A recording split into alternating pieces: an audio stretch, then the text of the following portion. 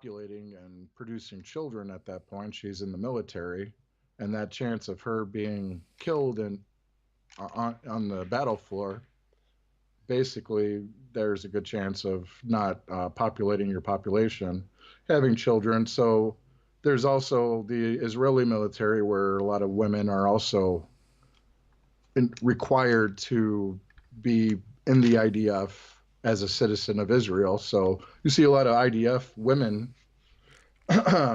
soldiers quite a bit. So I was just seeing that there's this buildup of military recruitment now with General Kelly being promoted as chief of staff. That also seems like it's a more pro-war direction instead of Reince Priebus, who technically resigned the other day. So that was just some things that I noticed this week that kind of stood out. And then, of course, all of the different technology pieces of information that have been coming out as well. NSO Group, who I've been posting on Twitter about, that is a Israeli Unit 8200 outfit that's spied and hacked Mexican government and journalists and activists, their technology, their computers, their phones. So they've hacked these activists and whatnot in Mexico. So this company is looking to be purchased by Blackstone Group. And Blackstone Group is where Steven Schwarzman, who is part of Trump's administration, he's the CEO, and they're the largest, I guess you would say, investment firms in the world.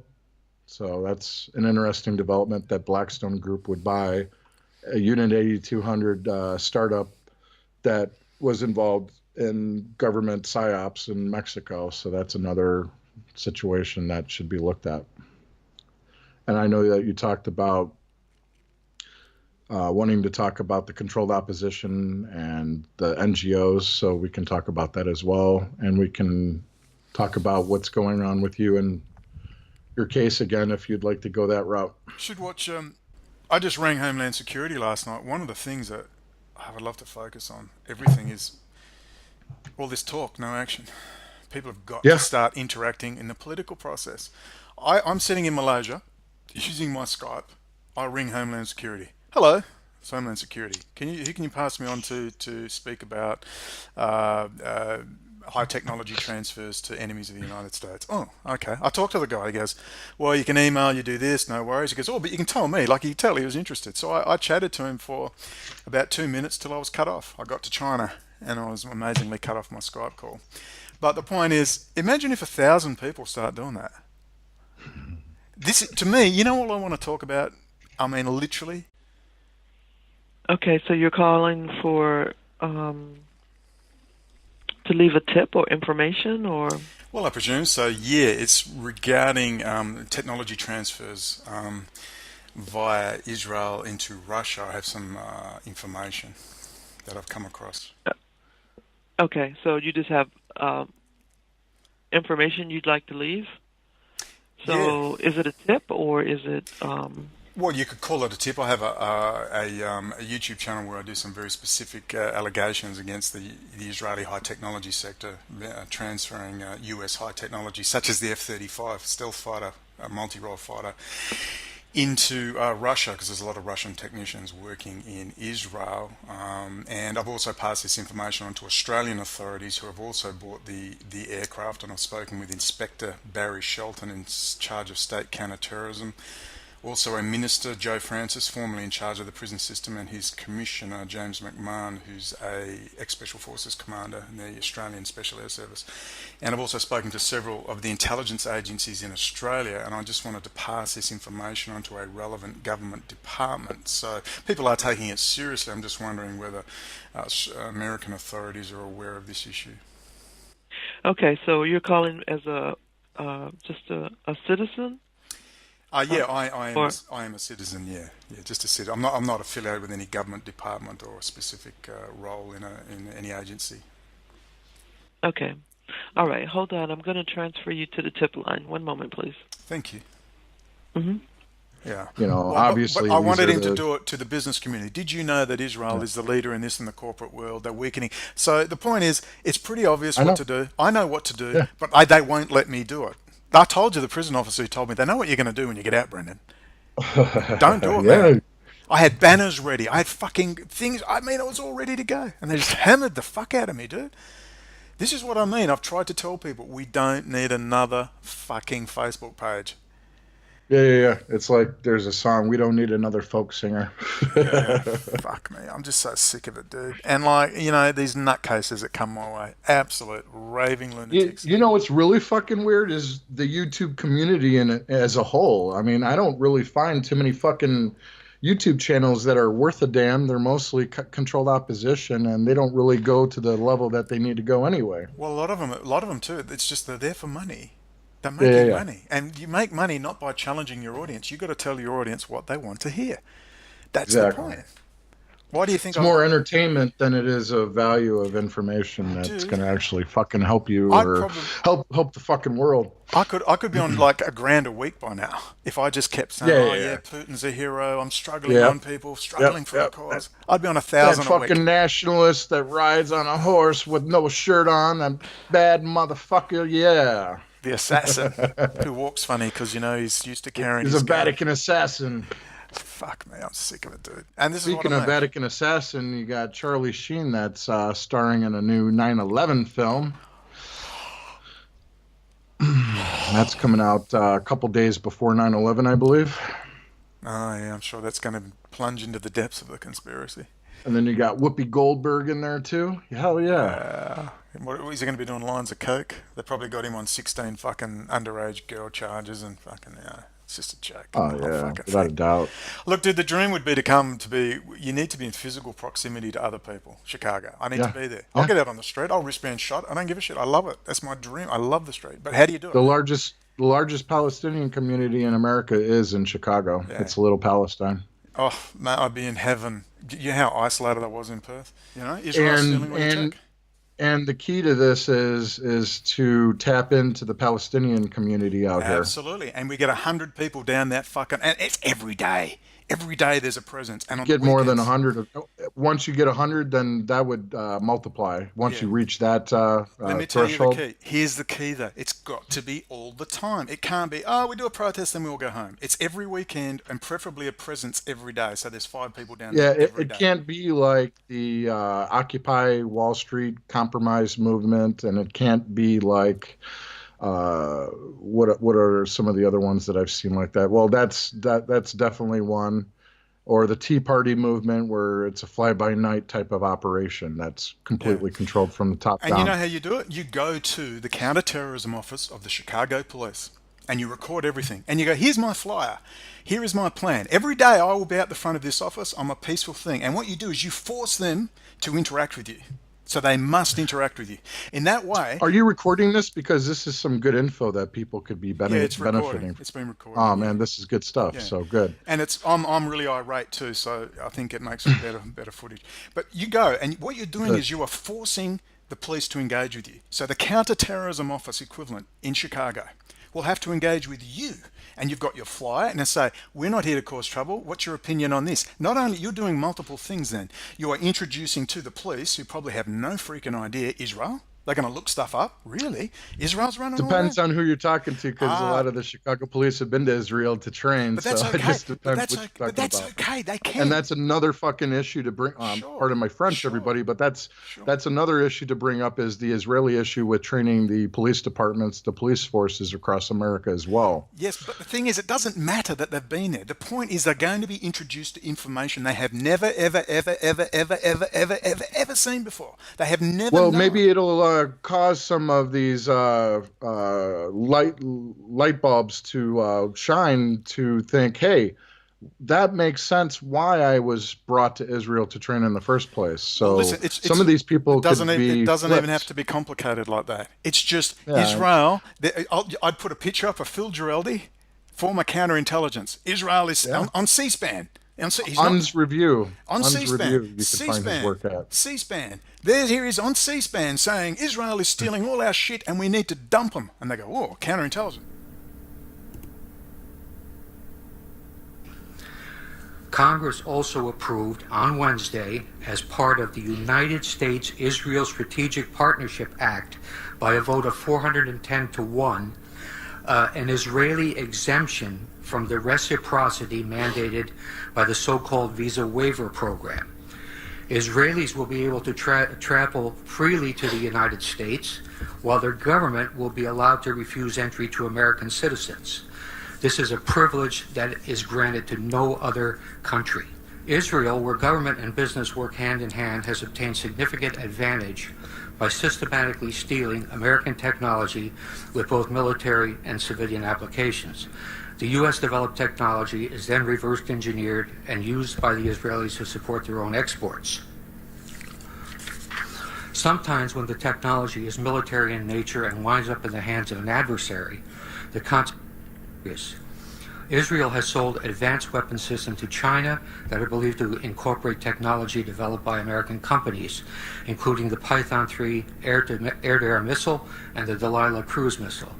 There is evidence that Israel has also stolen Patriot missile avionics to incorporate into its own Arrow system, and that it used U.S. technology obtained in its Lavi fighter development program, which was funded by U.S. taxpayers, to help the Chinese develop their own J-10.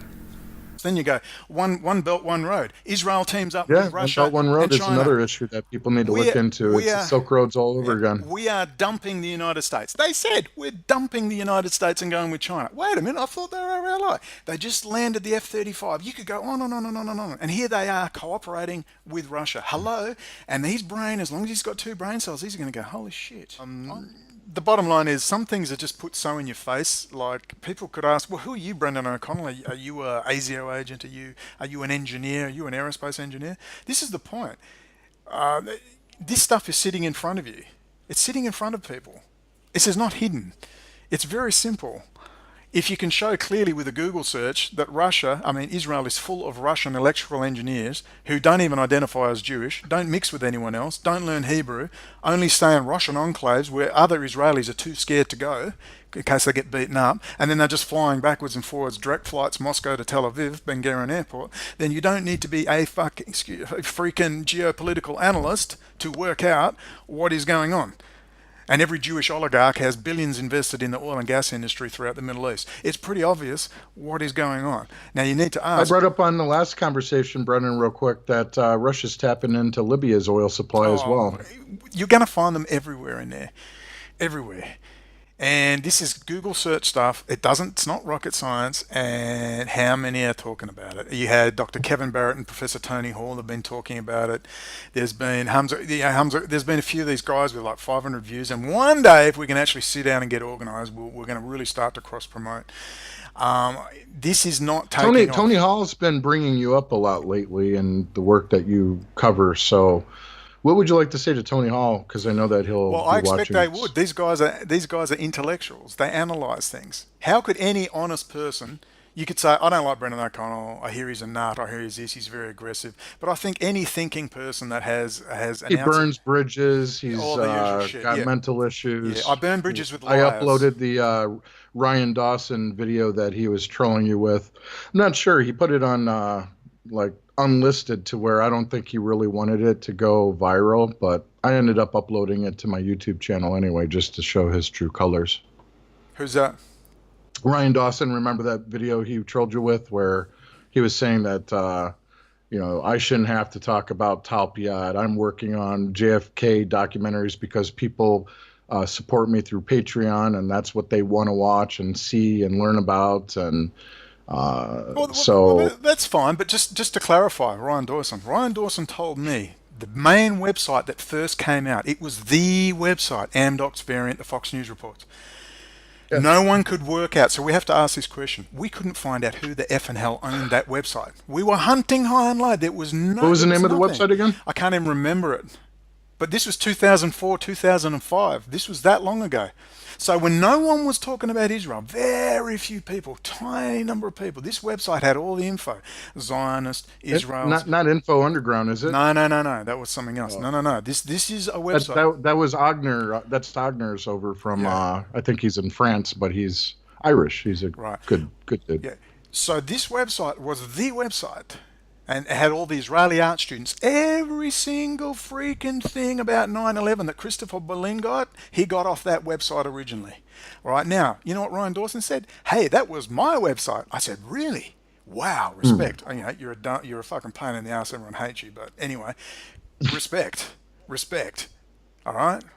That's why, you know, no worries. So I was defending Ryan Dawson. People said, I can't work with that dick. I said, look, he's got to give him respect. He's done a lot of work. Let's try and get people together at least for, you know, so this is the bridge burner who's trying to get people together. Yeah, I know. And he had the same kind of attitude and behavior when he was on my show, when I had some callers calling in, and they were asking some basic questions like, you know, what are your thoughts on what happened to the Pentagon? And he basically went off, you're an Alex Jones meathead. You know, you think that a missile hit the Pentagon, you're a kook, you know, just using all these different ad hominems towards anyone who doesn't accept pretty much the official story of what happened to the Pentagon. Him and Mike Rivero, I think they've got a little circle jerk. He's had a circle jerk for a while with Mike Rivero, who also pushes that. But the fact is, I've been very, very decent to people. But so this guy now is in a different level. He's the one that originally had this website. So the question to ask is, you're already onto this information. Allegedly. I don't actually believe that anymore. I think he's a bullshit artist. But the point was, he's allegedly on this website, but he's got nothing to say about the Telpiot program, which is a direct run-on from that website. Now, JFK is so much more important, though, it is. Brendan. Yeah, it's 50 years on. 50. We know who did it, but it hasn't changed anything. So with that in mind, I still didn't say anything. I don't even care until he goes online and he's got, I hate Chinese tourists. And I'm thinking, why the hell would anyone start on Chinese tourists? That's the Japanese nationalistic mindset, though. Or even Koreans, for that matter. Is he trying to impress his Japanese hosts or something? And then he ragged on Christians nonstop again, and then was telling someone on Facebook, oh, don't say Jews, say Zionists. My friends are Jews. I said, oh, so you rag on Christians all day, but you can't say Jews. And that trolling video he did was basically saying the same thing, like say Zionist and don't say Jew and all that kind of stuff. So then finally, the final break when I said this guy is a fucking fraud was him defending Steve Bannon and Donald Trump. He always says, I don't support Trump. I only support at the end of every comment he makes is a support of Trump and Steve Bannon. Now, if that doesn't convince you that the guy is a freaking fraud with an agenda, I don't know what will. And then he's hanging with David Cole, the ultra-right wing, David Cole. And, you know, he flipped on his information on the Holocaust anyway. So what I put out is no longer valid. I was a fraud then, so I'm trying to correct being a fraud today. I mean, I don't get it. But there's a point where you got to say, hello, there's something going on here. Now, you look at Dr. Kevin Barrett. Now, Kevin Barrett says, well, it's probably true what you're saying, Brendan, but I believe it's a nationalist. He's just a nationalist making use of Israel. That's going to affect his clicks, though, Brendan. Like, you know, your donations dropped drastically once you started talking more about Russia and Putin and da-da-da. 500 Australian dollars a week, which is the equivalent of 1,500. $2,000 US I was getting a week, equivalent in ringgit, in local currency. Not a bad gig. I should have just kept it up. Yeah, man, Trump. Yeah. You know, and now it went from 500 to 150.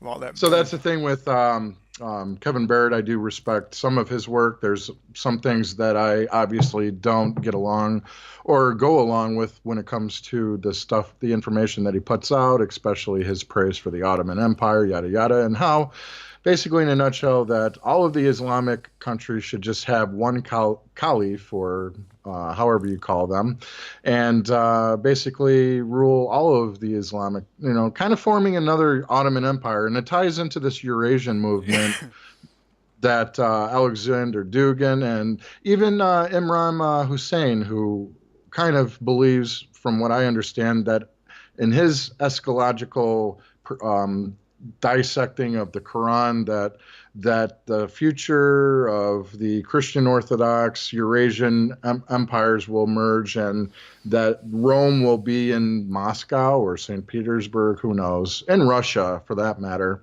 And basically, in a nutshell, that a lot of what Kevin Barrett proclaims comes from Imran Hussein. Imran Hussein, as far as I'm concerned, is a fraud. I've listened to his stuff. When I heard him say that, he was demanding He was instructing his listeners that they must support Putin.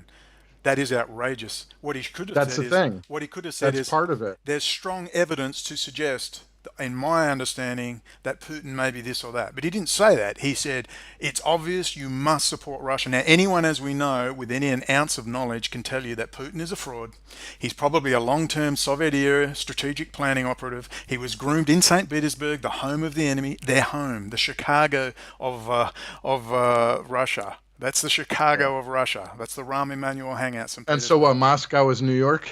Yeah, Moscow is New York, exactly. And he's groomed by the very same people from the earliest ages. It wasn't just an appearance. And I think when you add up all the things against him, and including Kirill, no one wants to address Kirill. You go and ask any Russian. Please talk about Kirill, because there seems to be this trend for white nationalists or anyone who believes.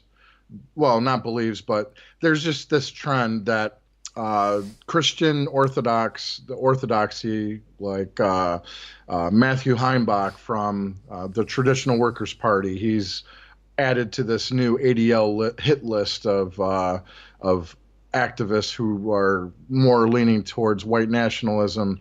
So not only did this ADL hit list come out with a lot of people who are Jewish to begin with, which is ridiculous to put these people on this list of activists here in America. But this Christian orthodoxy seems to be more of a trendy kind of a thing to promote. So there's definitely an agenda to be pro-Russia, to be pro-Dugin, who was a founder of the National Bolshevik Party here or in Russia.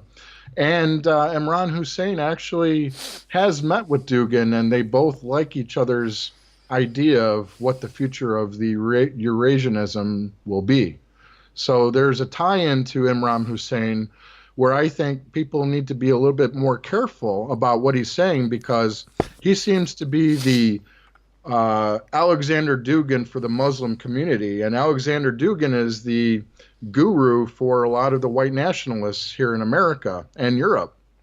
Dugin was actually invited to a conference in Hungary, which caused Richard Spencer's name to blow up because he ended up getting banned from Hungary for this meeting, as well as Alexander Dugin. They ended up having the meeting regardless. Tom Sunik, another person who's from Croatia, a white nationalist involved with the National Policy Institute that Richard Spencer has been handed the baton to from William Regner, who is a publisher who's tied in to the intelligence community through his father. So you've got the Charles Martel Society connected to this. You said that you wanted to talk about the alt-right controlled opposition NGOs. So a lot of this ties into the Christian Orthodox popularity that's happening as well.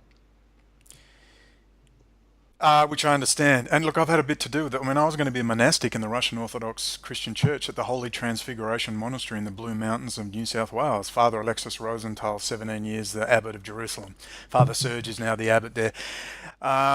This is not. So talk about Kirill after what you're talking about. Listen, now. 10 years ago, in 2008, I went there 10 years ago. And I was warned because Putin was all the rage. And at that stage, you got to understand, the ROKOR, Russian Orthodox Church outside Russia, and the ROK, the Russian Orthodox Church, were two completely separate outfits. The ROK remained when Stalin couldn't crush the church. He couldn't crush the Orthodox Christian Church. So he said, I'll control it. He hijacked it. He made his, and he stuck all the KGB agents as the bishops and the metropolitans and the patriarch. And the real church was outside Russia, the Russian Orthodox Church outside Russia, ROKOR. Right. And in the late 90s, early 2000, they began the process of reintegration, where they said, hey, we're all friends now, Soviet era's ended. Well, a lot of the old ROKOR said, bullshit. Don't buy them that for a fucking second. They knew Golitsyn, they knew all the stories. They refused to reunite until all the heads repented for their time in the Soviet era. And by this time, Putin was coming up through the ranks. And by 2008, when I'm at the monastery, I'd seen video footage of a friend called Jason, who was actually in the Russian Orthodox Church outside Russia, monastic setting outside New York. New York State. And they were pulling up in black limousines, big burly Russians, grabbing the abbots and the bishops out of their churches and dragging them to mental institutions because they refused to rejoin with the Russian Orthodox Church back in Russia. Because they said, we don't buy it. You're not dead yet. You're the same people that were running the show before the collapse of the wall. You're full of it. So they were dragging these people. Don't you see a trend with theocracies to where they're merging the church and state to where that seems a good way to control the people? Just another way to control communist system, theocracy, whatever. As long as we can control people, the key is to put it in the hands of a few people. Because then it's like Mao, Chiang Kai-shek wanted to have a republic, so did Ho Chi Minh. They don't want that. They want the single strong man who they can easily control. But that Rokor Rock challenge was a big deal. Hardly anyone knows about it unless you know the Russian Orthodox Church. So in 2008, I'm in the monastery and I'm being warned, be very cautious with Putin.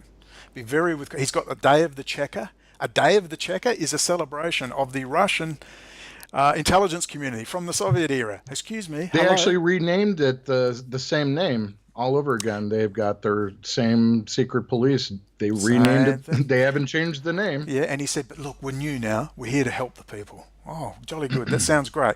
And it's not one thing, it's 100 things with Putin and who he represents. That's the problem. Go back to Kirill before we get into Putin, well, please. Kirill, so I'm being warned by Russians in the church, be very cautious. And they were snickering about Kirill. I said, Kirill's loaded. He's a billionaire. He's got all these taxes from tobacco and vodka. And I went, what? I didn't even believe it. This is from Talk people about the vodka church. Business that he's involved with. What exactly, well, benefiting? He collects all the taxes from the vodka and the tobacco. So it's like a kosher tax in a way. Yeah, and maybe their view is, well, we may as well have it other than someone else. I don't know. But anyway, he personally made billions, personal wealth. Not. So everyone wants to go after the Catholic Church, right? He's like the Pope of the Russian Orthodox Church. But he has personal wealth.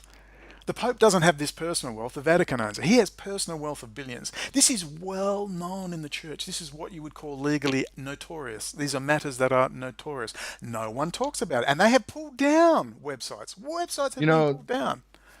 When we first talked, when I interviewed you on Renegade, I brought up how a lot of these world leaders are into Crowleyanism. It's ties into like Scientology too, where L. Ron Hubbard said that one of the best ways to become wealthy is to form a religion. Look, or control it. I don't believe for a single second Kirill's for real. Most people don't believe he's for real. He was a KGB agent. He was caught out. He never denied it. The Rokor said, we are not joining up until the Metropolitan, I'm not sure he was Patriarch or Metropolitan there. So isn't he involved with tobacco as well? Let me finish. They demanded he repent, and he refused and would not address the issues of when they alleged. See, if this was a plant to discredit him, he would have made a comment. He refused to comment on it. They refused to even report it. So everybody knows he's a he's a KGB agent to this day, along with Putin. It's not an accident. This was a plan. So he gets the same plan with Stalin to have KGB in the church. It's still an ongoing ongoing program. They put their people into the situation. So now they're building churches, at least building churches. He's got icons of Jesus and Mary in the middle of the, so everyone's happy. I was happy. All my friends are happy. That's great. But when you add up his behavior around the spot, you can see, in my opinion, he is using Russian nationalism and the resurgence of the church as a cover for Soviet-era long-term strategic planning. That's exactly what is going on, in my opinion, and that's why we agree. I agree. And it's not just an opportunistic Russian nationalist rebuilding his country from the rubble that was post-Soviet era. And I mean, Russia was on its knees. It was on its knees. It was falling apart. They were humiliated. They couldn't even get bacon, fat, and porridge on the table. And a lot of Russians are very proud now. They got their strong man. He's brought the country back. And that may be what they're about to do with the United States via Trump. Have it fall into a ditch. It's all rehearsed. You've got to look at Trump. Who's supporting Trump? Well, it's the same people who own the freaking media that's attacking him. So you've got to ask the question. And it's the same people that are behind Putin too. And the same, I mean, it's the same, and we've got to do this documentary. If we could just get some peace, we could make a killer documentary on this and show clearly that it may be, the narrative coming up may be, that you asked Larry Nichols and he said, you've always got to be the underdog, the handler for the Clintons. So what's Trump right now? He's the underdog. And you've got Alex Goebbels Jones going, Trump's fighting for his life in the White House. He's surrounded by enemies. We must help him. So they're bringing him down. It's like a theatre. It's like theatre. So he's coming down and soon they're going to build him back up. And it's going to be the first 100 days. Trump has shown his mettle. He has risen from the ashes. That's what's coming up. Strong man. That's what I believe. There was also this stagecraft during the whole time after he had been selected as the GOP nominee, Trump, that is, where it's nationalism versus globalism. That was the whole psyop that was going on that there. was And such a psyop. establishment versus non-establishment was also the other dialectic that was being discussed. Stop right there. You said it. They always put the this is Leninist, Marxist, Leninist, Jewish Talmudic thought. You always have a dialectic. You must have that side and you must have that side. And we saw this in this polar. Why would Donald Trump and his propaganda minister Jones, they did everything they could to marginalize the Muslim community in America. I mean, they went out of their way to terrorize the Muslim community because they wanted to create polar opposites, a dialectic. They set up all these different media companies right during the Trump administration as well, when he was selected. Prior to that, for his uplift for popularity through the Christian community that are more GOP, Ron Paul leaning libertarians. A lot of these different people came out of the woodwork for alternative media. Red Ice flipped their script from talking about Anunnaki, secret societies, and a lot of the things in the conspiracy world that a lot of people were drawn to, from like Coast to Coast AM, that kind of a concept.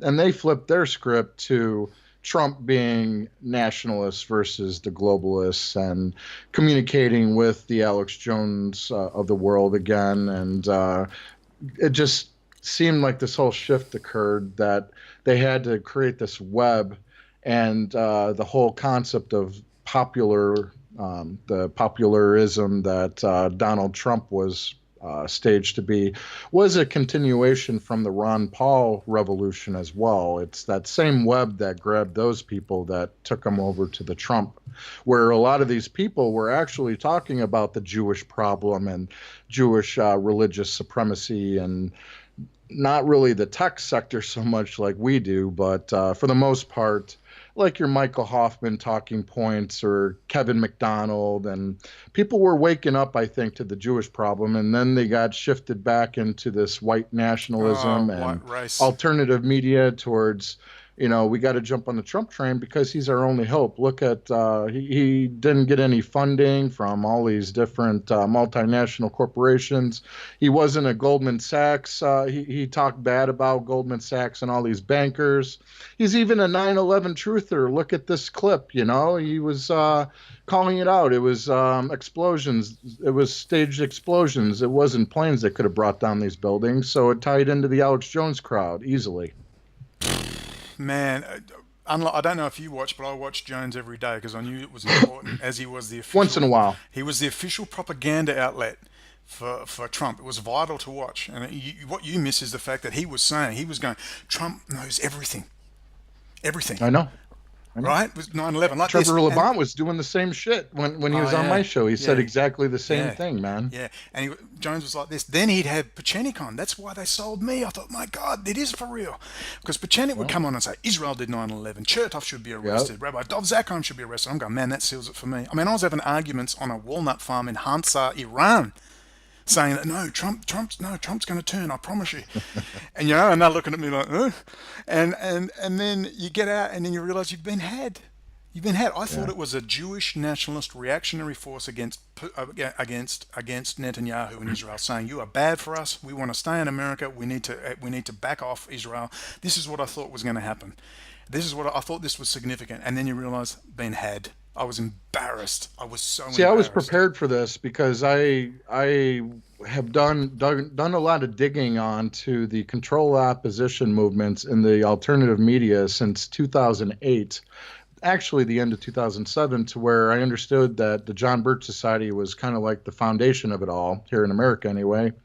And then it transformed into what we call the Council for National Policy out here, which formed around Ronald Reagan. The National Endowment for Democracy. That was another NGO formed under Reagan. But the main one that I talk about is the Council for National Policy, because you had people like Edward Teller, who was the father of the neutron bomb, a Hungarian Jew, CFR member who was one of the founding members of the CNP. You had Tim LaHaye, who was behind the Left Behind religious book series that talks about Armageddon and all that kind of shit, and he was the founder of it. You had the Hunt family, Hunt oil family, who backed it and financed it originally. Then you had the South Korean intelligence operative, Reverend Sun Young Moon, who was another major funder of that, tied in with CIA. So Oliver North, all these people, James Angleton, Jesus Angleton, Ken Singlob, another operative, all these people from the Iran-Contra affair are still in power under the Trump administration, and Trump is their front man for this NGO here in America. Shut up. Don't say that. And that is who Alex Jones is in bed with as well, because he started off with WorldNet Daily with Joseph Farah and Jerome Corsi, who's CNP as well, who happens to have press credentials now for Alex Jones. So you've got CNP operatives interviewing CNP operatives. Have you finished? I'm not listening. La la, Trump is gonna save me. The right hook's coming soon. Hey. So not only do we have the Christian evangelical Christian Zionists behind him, we've also got New York Russian or Ashkenazi oligarchs that are running Trump as well. Don't forget Jones's new TV station. He's going to get same people that set up all the big evangelical TV stations. Oh yeah. Well, the CBN, that's tied in with the Council for National Policy as well. You got Hagee, you got Pat Robertson, and all these other televangelists that are tied in. So you got this theocracy that they would like to impose upon American citizens and the Noahide laws. So I believe that the Noahide laws, which were passed here in America, hidden in a bill with H.W. Bush, to where the 7 Noahide laws were pretty much recognized here in America. Yeah, most people can't believe that. That was 90s, and they made a 91 special day. They made 92, a special day right for that Clinton. Racist piece of garbage, craphead, supremacist arsehole, Chabad Lubavitch. There it is again, Chabad Lubavitch, Menachem Schneerson. Why are these guys keep popping up in our conversation, Brendon? La la la la la. Have you finished yet? La la la la. Not listening. Chabad Lubavitch, what's up with these happy-go-lucky people that are behind Trump and Putin? Popping They're ecstasy so happy pills. and go-lucky. Why are they so happy and go-lucky? Because anyway? they're dealing so much meth and ecstasy around the place in their kosher meth factories. And people think, what? Kosher meth factory? No, real. Chabad Lubavitch. Listen, dude, it's crazy, but you summed it up. This is where you have to look at the evidence, and people were in my ear. Like I said for years, I said, it's complicated, man. It's more than that. You have to shake hands with people. It's at that level. So now I'm trying to convince people, and they've got the same argument. And I believe Dr. Kevin Barrett and and I'm not trying to put them in a corner, but Tony Hall, they're going to have to come to the same conclusion. And I believe they're honest academics. I mean, if I could ever get in Malaysia and I said, Dr. Kevin Barrett, if he needed a place, go to Malaysia rather than Iran, because it's quite clear when you add it all up and start looking at, it's 100 points. It's not 50, it's not 20, it's 100, it's 200 points going against the narrative that somehow they're just nationalists, Trump's a nationalist, Putin's a nationalist, Netanyahu's a nationalist, and somehow there's the official enemy. And I'm looking at theatre. When you start to probe more deeply and scratch the surface, you find the theatre. And like you said, the links between, good old Jones. I mean, when I used to watch him, he was saying that Trump's going to release all the free energy machines. He's going to release all the high technology, all the cures for cancer. And he was like this. And he was literally winking. And he just vote for Trump. And he sucked me in too. Because you think, man, you couldn't lie like that. It must be true. There must be something coming up. And then it was just they're good at what they do for a reason, man. Well, they can lie with it. They can lie with a straight face. And there was off his head half the time. And at that stage, I noticed that he's cleaned up his axe, Alex Jones, but he was sweating. He's going, it's so hot in here. The air conditioning's at 12. I'm sweating. I said, yeah, Alex, you're sweating because you're off your trolley on meth. You've been popping dexamphetamine, whatever you're on. But I noticed lately, since it's been raised with him, like even Megan Kelly raised his drug. Oh no, I've noticed he stopped his little. He started acting really weird when Roger Stone pretty much took over the network. Well, Roger Stone's on every day now, and they're sounding very nervous. They're sounding quite nervous.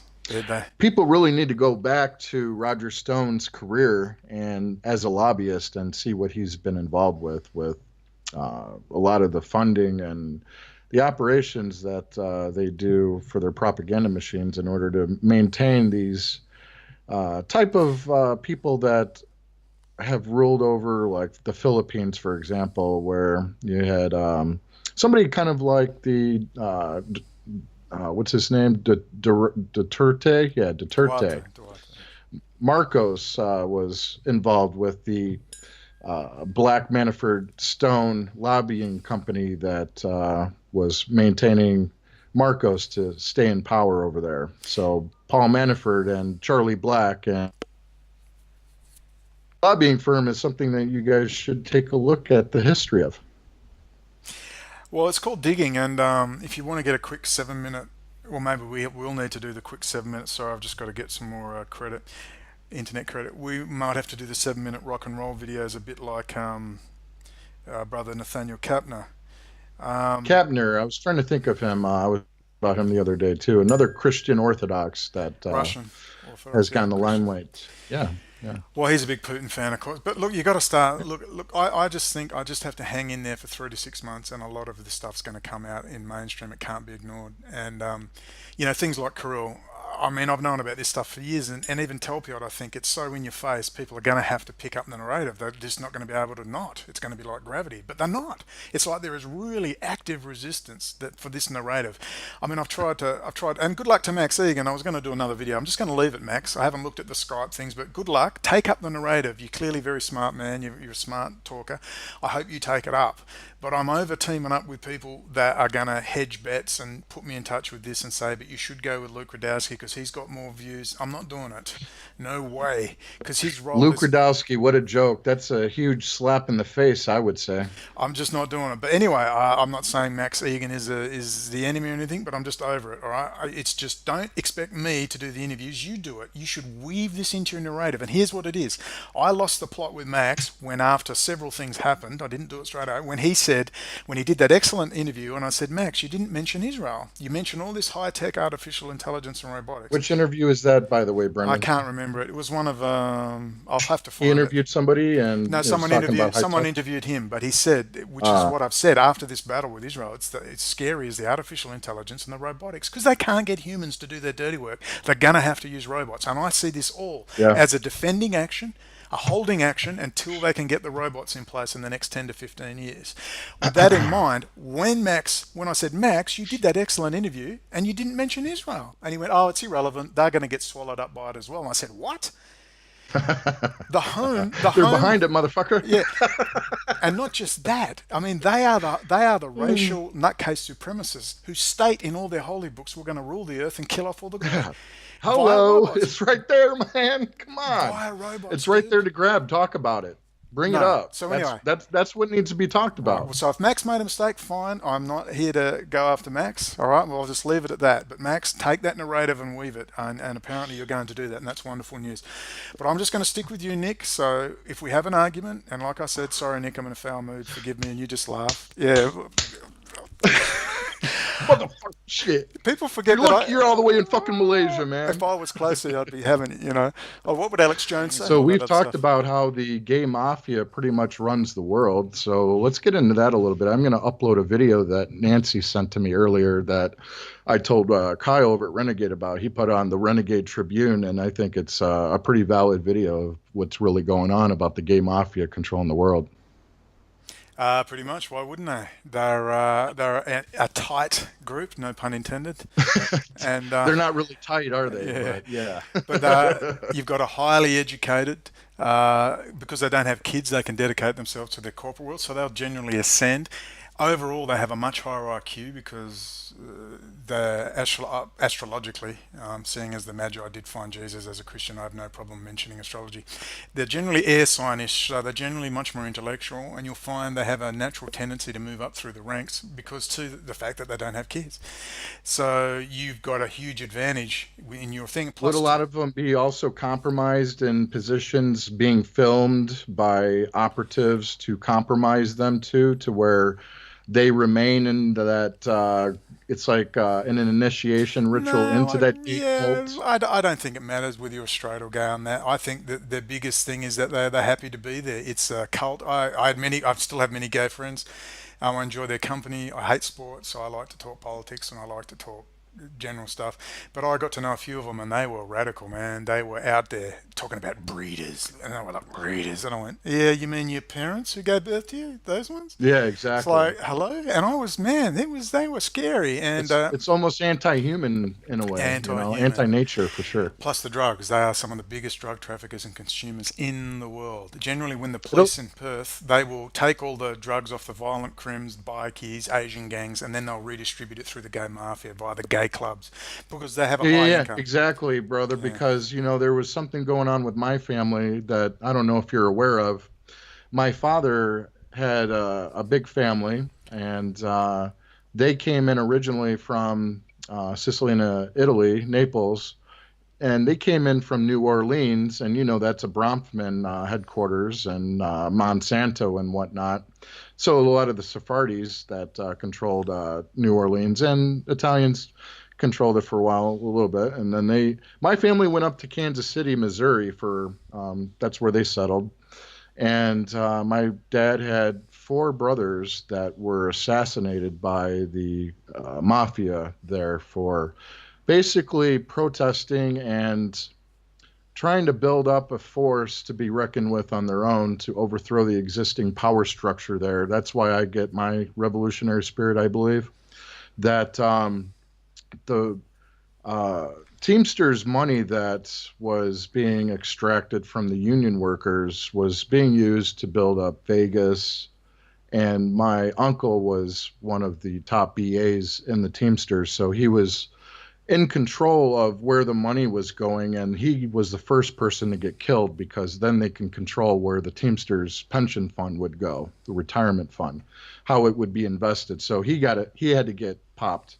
So then they had control of the Teamsters fund, and then three of my uncles then tried to avenge my uncle's death. And part of what they were trying to do was prevent these mafia-controlled gay nightclubs from being built into an area that was a family atmosphere and demographic and entertainment. So they tried to bring in the smut and all the drugs and all that into a healthy community. And that's another part of why they were killed. And that's exactly right with what you're saying with these gay nightclubs are a source for drug trafficking and money laundering. That's exactly what Studio 54 was in New York, the disco club controlled by some nefarious Jews. They had been a money laundering operation and a drug operation from day dot. And that's a hangout that Roy Cohn and Donald Trump would visit on a regular basis where they Donald had never takes drugs, mate. Alex said, yeah. Alex told me so. Cocaine was handed out like candy out there during Studio 54. So basically, this club is exactly what you're claiming is the whole point of these nightclubs. Yeah, and you want to work with people who are smart, non-violent, and the gay community is that. They're very smart, high incomes. They're not robbing old grannies of their pension checks to pay for their drugs. So they're high drug consumers themselves, and they're very smart, and they're in key positions. So it's a natural way to put your stuff through. But of course, A lot of them are in the high tech sector too. I noticed huge, over in huge, Silicon Valley. absolutely, many. But the role Peter of Thiel drugs. came out gay during the Trump campaign as Oh, well, look, even though he got called out by a what was it? Gawker called him out on that, and that's why Peter Thiel invested a lot of money into Hulk Hogan's case to sue Gawker because they exposed Peter Thiel for being gay. So he's like, "Fuck it, I'm gonna back Hulk Hogan now and sue Gawker." I don't even know what's their problem. Just it's an in thing to say you're gay or you're bisexual. What's the big deal? Why are they so what? They're going to lose what? I'll always remember the '80s when Rock Hudson came out as gay, and my old man was just devastated. My father was just like, Wasn't it kind of self-evident? but he was like, that was the man, Rock Hudson, old Rock, yeah. But the role of drugs is so central. I'd love to do a documentary on the role of drugs in battle, combat. A lot of the worst crimes of the Waffen SS on the Eastern Front was because they would take Pervitin. Pervitin was the oral form of crystal methamphetamine in oral form.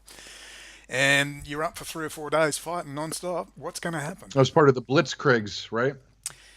Yeah, well, the drugs were very central in the German army, but also Benzodrine was in the Russian and the American and the British. Drugs played a central role. That's why so many. And I'll tell you now, cocaine, methamphetamine, right now, IV methamphetamine amongst the ISIS beheaders, the lunatics, is absolutely central. And I remember Ali was a friend. He was in the Lebanese Civil War. They're all off their heads on cocaine.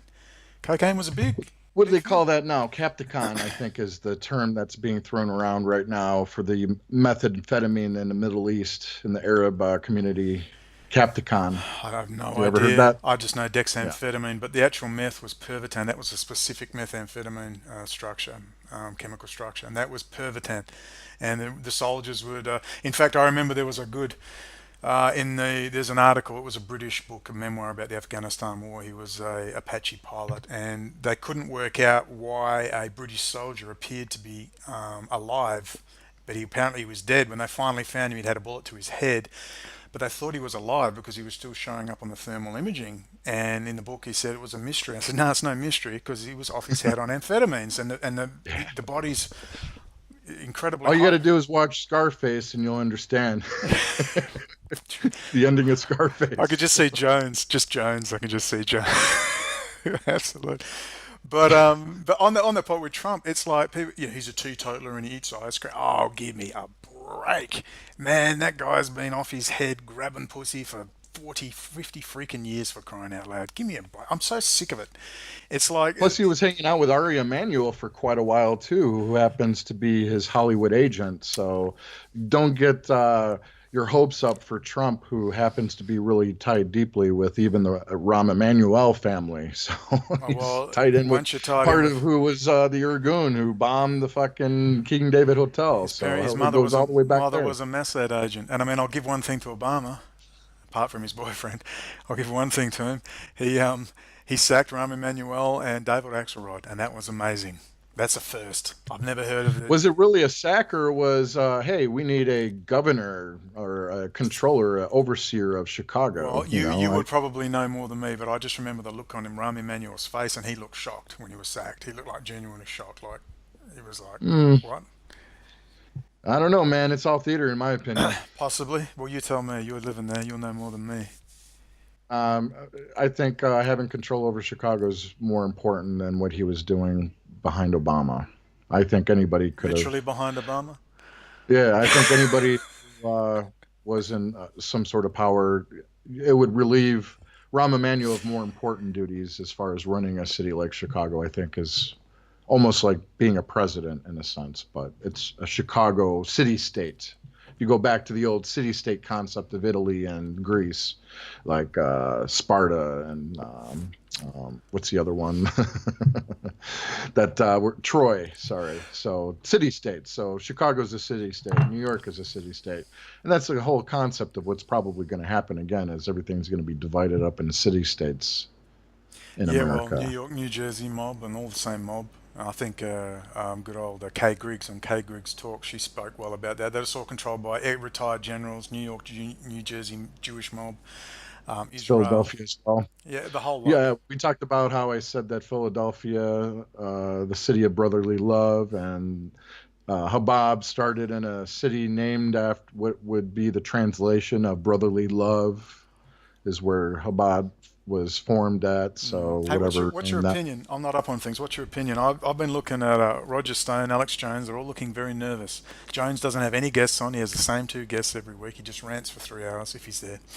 And then I note that he's got Roger Stone has popped back. Roger sounds really nervous. He doesn't sound happy. They're losing money. They're losing subscribers. I'm starting to wonder whether they're worried about jail. I'm just wondering. Hmm. I'm just putting it out there. There's Uh, no, I just think that they're just going to reposition themselves to more of a mainstream operation than alternative media. Because if you are aiming an alternative media audience who followed you, not you, but Alex Jones, where he was anti-establishment to where now he's pro-establishment. The only direction that Alex Jones can go is to a more pro-establishment media outlet, and oh well, he's done. kind of Yeah, like your Sean Hannity type of crowd, yeah. or that direction, Well, I or think he a was Rush Limbaugh. he was like an offshoot of that crowd anyway, wasn't he? But Exactly. I always remember. So he's still going to have an audience regardless. He's just going to have less of the people who are anti-establishment, because it's pretty obvious that he's pro-establishment because Trump is part of the establishment. Yeah, it's going to be very interesting. They'll either use Trump as because he's so, I'm a Christian, his Jewish wife is saying the Lord's Prayer badly. I mean, I actually feel sorry for his wife. I think she might actually have some integrity. I don't think she likes any of it. Really? I have no idea. Yeah, but just the look of her, she's just I hear his hate first this. one was more of an operative, though. I don't know about the second one. She sounds more of like a non-nefarious hooker than Yeah, an operative. Hookers generally have some standards. Yeah? So, generally pretty What kind honest. of those? What kind of standards are those? I would Pretty- like to hear They're about. usually pretty honest, but Yeah? she doesn't look happy, man. She doesn't look happy. I don't know. But I'm anyway, sure they don't really show her on a regular basis for you to be able to she doesn't really... want to be there. Just her body language. She doesn't want to be there. But anyway, she's playing Christian, saying the Lord's Prayer. Maybe they're going to collapse the economy, blame it on Trump, evil Christians. I don't know.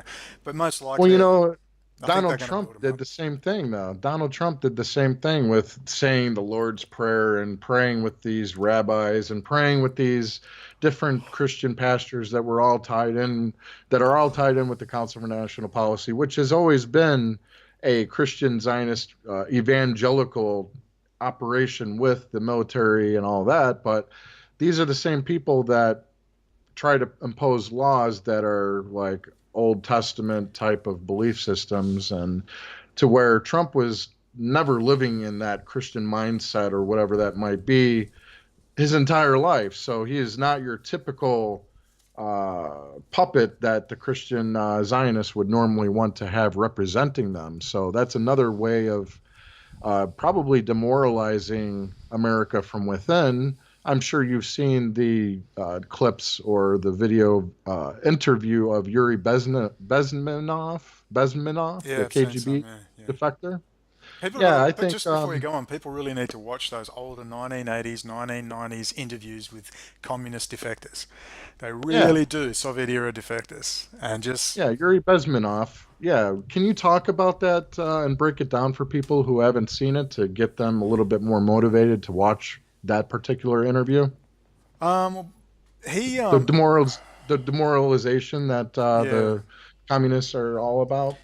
Well, communist / Jewish Bolsheviks, let's always remember, it's Talmudic Jewish Chabad Bolsheviks. and all that. Yeah, Talmudic. Yeah. So you make everything degenerate, you don't believe in anything, you turn all the values upside down, back to front. You can be a girl if you want, you can be a guy if you want. It's the negativity in all the news. It's this whole range of psychological warfare that's going on all day. They build you up, they bring you down. They build you up, you're like this all the time until you get to such a point that you switch off. And you become disinterested and you disengage from the process. But when he was the attaché to India or something, wasn't he? And he did a runner. Yes.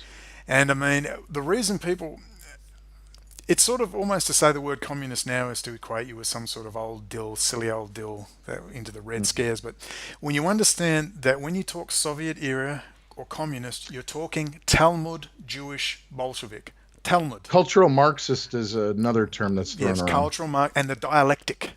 You must set up the dialectic. You must polarize people.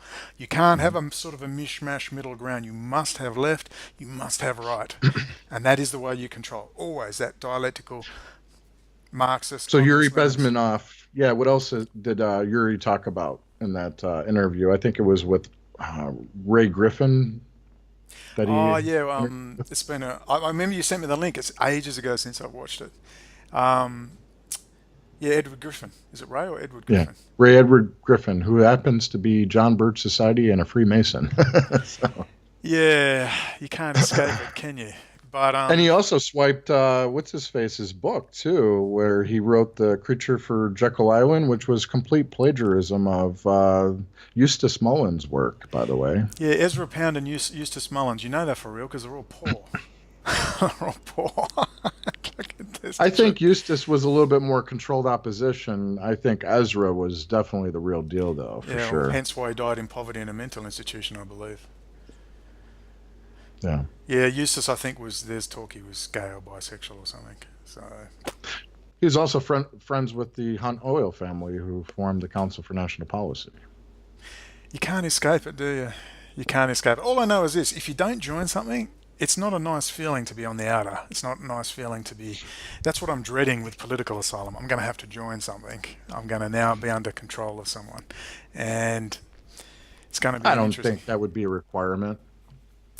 Well, to a point, again, when you're a nation state, like they say, there's a difference between. 1 second, it's a cleaner. All right, I'm going to grab a beverage. I'll be right back. Red, if you go, where shall I go? What shall I do? Frankly, my dear, I don't give a damn.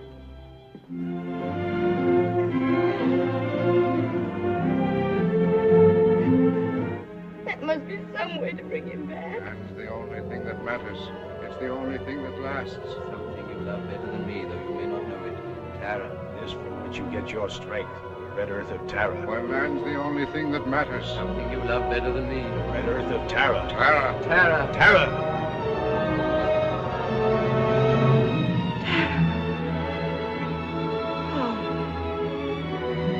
I'll go home. But I'll think of some way to get him back. After all, tomorrow is another day.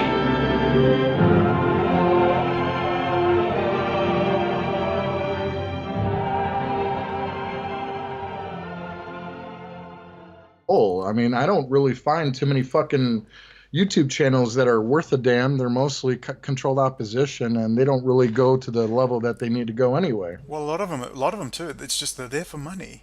They're making money, and you make money not by challenging your audience. You got to tell your audience what they want to hear. That's the point.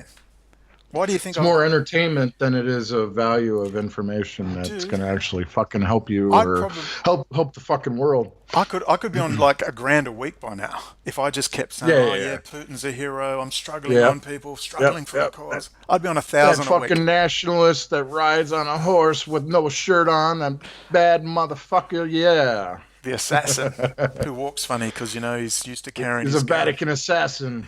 Fuck me, I'm sick of it, dude. And this Speaking of Vatican assassin, you got Charlie Sheen that's starring in a new 9/11 film. That's coming out a couple days before 9/11, I believe. Oh yeah, I'm sure that's going to plunge into the depths of the conspiracy.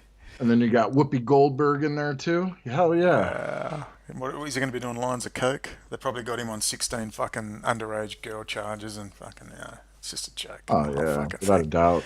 Look, dude, the dream would be you need to be in physical proximity to other people. Chicago. I need to be there. I'll get out on the street. I'll wristband shot. I don't give a shit. I love it. That's my dream. I love the street. But how do you do it? The largest Unit 8200 outfit that's spied and hacked Mexican government and journalists and activists, their technology, their computers, their phones. So they've hacked these activists and whatnot in Mexico. So this company is looking to be purchased by Blackstone Group.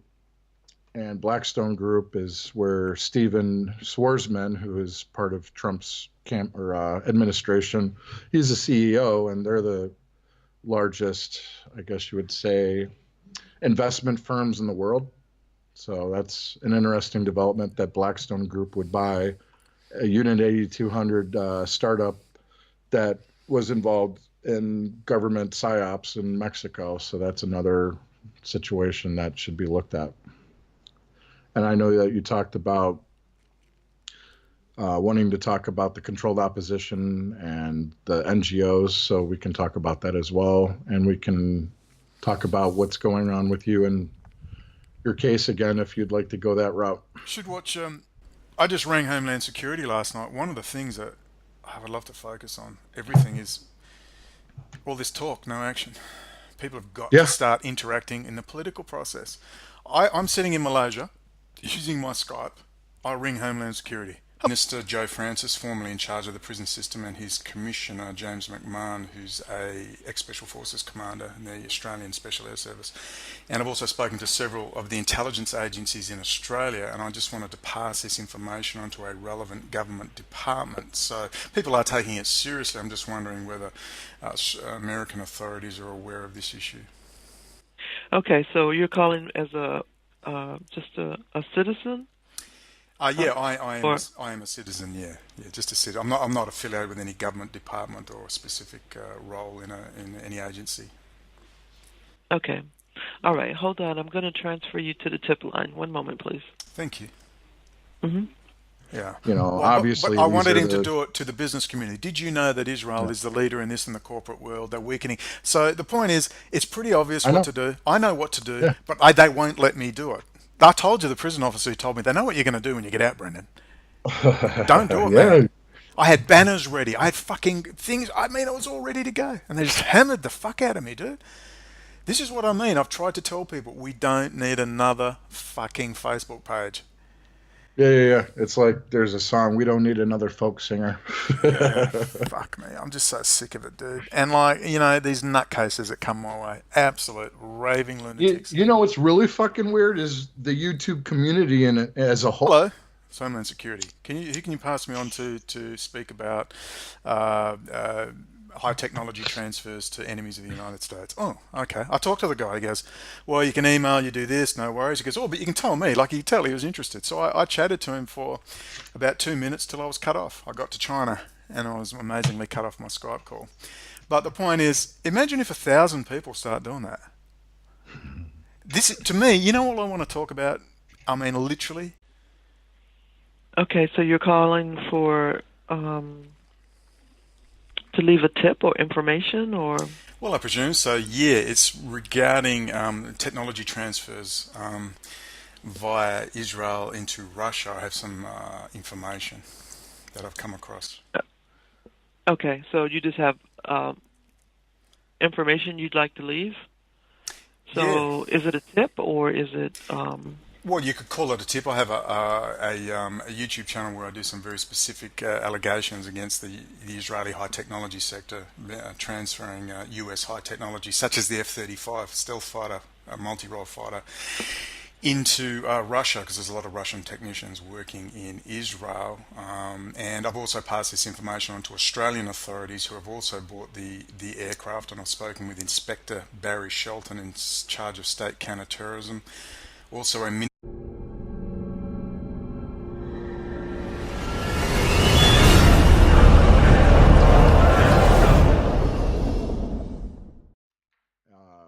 copulating and producing children at that point. She's in the military, and that chance of her being killed on the battle floor, basically, there's a good chance of not populating your population, having children. So there's also the Israeli military, where a lot of women are also required to be in the IDF as a citizen of Israel. So you see a lot of IDF women soldiers quite a bit.